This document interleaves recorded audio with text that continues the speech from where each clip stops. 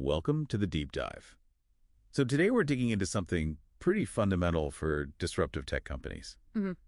How they get through the really tough times, these inevitable crises. Yeah, and we're looking at sources that frame these not just as, obstacles, but more like essential rites of passage almost. Rites of passage. I like that.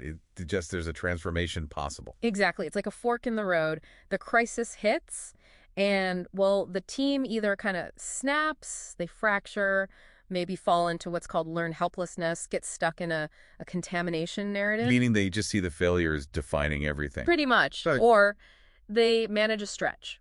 They persevere, build learned resilience, and craft this powerful redemption narrative about overcoming it. Okay, so the stakes are incredibly high. Yeah. Snap or stretch. We know the big names thought about this. Didn't Andy Grove say something like, Bad companies are destroyed by crises. Good companies survive them. Great companies are improved by them. right, improved. Jobs was even more direct, wasn't he?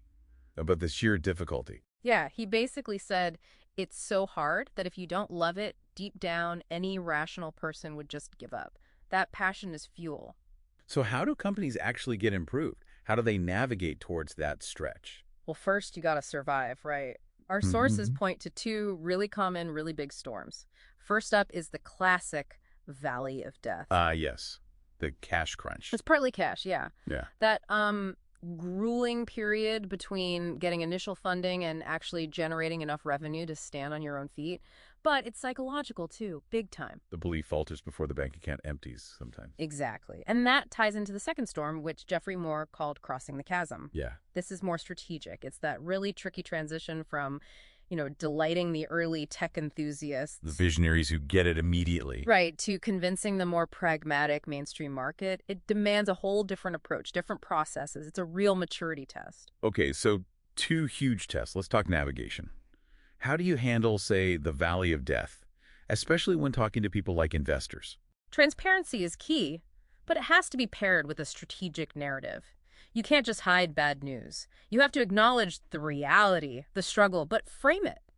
Frame it how? Frame it as a test that's actually making the company better. So it's not just, oops, we missed our targets. It's missing targets forced us to make hard choices, cut back on X and Y, and now we're way more focused on our core strength.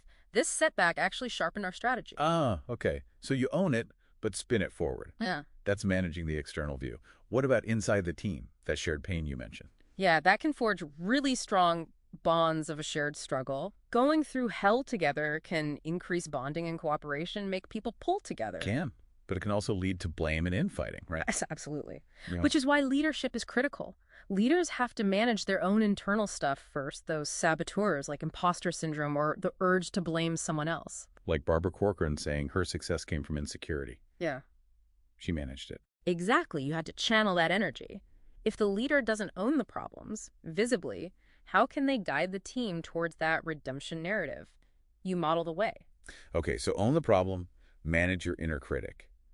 What else helps the team navigate? You mentioned purpose earlier. The compass of purpose. Yeah, Simon Sinek's start with why. That's the ultimate anchor, really. When things feel chaotic and out of control, which is the definition of learned helplessness, having that clear why gives people something solid to hold on to. It's the antidote, kind of. It is, and it's the foundation for what psychologists call post-traumatic growth, or PTG. The idea that you don't just recover, you actually grow because of the trauma, because of the struggle. That's powerful. But resilience isn't just mindset, is it? Mm-hmm. The sources mention technical aspects, too. Oh, definitely. Things like practicing blameless 5 why postmortems after something goes wrong. Explain that a bit. Instead of finding who messed up, you ask why 5 times to get to the root systemic cause. Why did the system allow this error? It shifts focus from blaming people to fixing processes, creates huge psychological safety. And things like CI/CD pipelines, continuous integration, continuous delivery. Yeah, those are technical rituals that embed learning from failure. Build, test, deploy, learn, repeat. It makes adapting and fixing part of the daily routine. It's resilience built into the tech itself. It's like turning the redemption narrative into code. Kind of. And one last piece. The team's makeup. A mosaic of perspectives. Diverse experiences just make a team more adaptable. And that connects to why places like Silicon Valley or Bangalore often full of immigrants. Exactly. People who've already navigated huge personal disruption and uncertainty often bring a kind of pre-selected learned resilience. They've taken big risks before. That diversity isn't just demographic. It's a diversity of coping mechanisms, of problem-solving approaches. So if a team gets through all this, the valley, the chasm, manages the internal and external pressures, uses purpose and process, what's the outcome? They become storm-forged. They aren't just resilient, they become anti-fragile, to use Nassim Taleb's term. They actually benefit from shocks and volatility. They learn and adapt so well that chaos makes them stronger. Which brings us back to that kintsugi idea, the Japanese art of repairing broken pottery with gold. Precisely. The company is like that bowl. The cracks are the crises. But they're repaired with the gold of shared trust, learned lessons, that resilience, making the whole thing more beautiful, more valuable, and stronger because it was broken and repaired well. A great metaphor. So wrapping up, what's the final thought for you listening? I think it comes down to focusing on what we might call ship balancing rituals. It's the strategic art of recovery. You constantly have to balance pushing forward, new features, growth, with the equally vital work of perseverance, managing technical debt, shoring up processes, healing the team.